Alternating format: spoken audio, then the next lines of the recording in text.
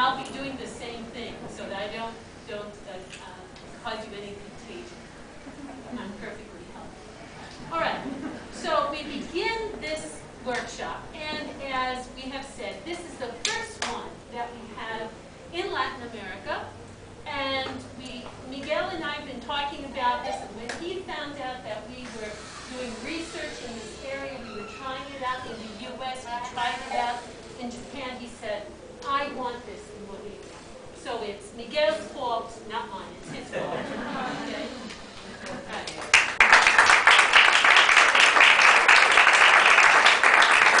And so I come to this, as maybe some of you remember from when I was here the last time. I oversee Latin American activities for ETS. But I have been at ETS for a while, and I started my career at ETS as a test developer for the TOEFL area, for TOEIC, as well as teacher certification tests. So I have a sort of a broad background. But even prior to joining ETS, I was a teacher like you. I've taught 4th grade bilingual schools in Brooklyn, New York. I've taught in the mid-America as well with migrant streams who've come in from bilingual education program.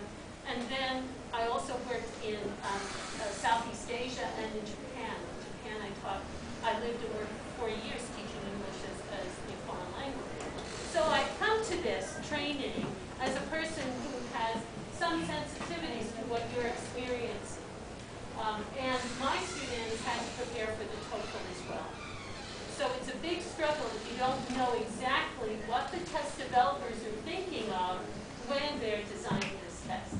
So that's why I'm really enthusiastic about the workshop, because we're not only going to be learning about, IBT and the content of IBT and how it was designed, but we're learning about what were the objectives in the development of the test and what are activities that are based on those learning objectives that will help students in any situation. It only happens to be that we're talking about the context of TOEFL IBT. But the real fact of the matter is whether you're preparing students to take IBT, ITP, a Michigan test, IELTS, or just to learn English.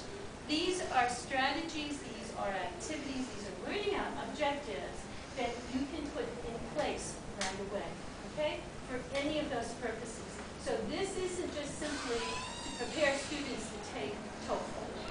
I want you to know that, okay? Because as teachers, I know you come in with a set, like, I don't want to prepare my students just to take a test. I want them to learn. And that's the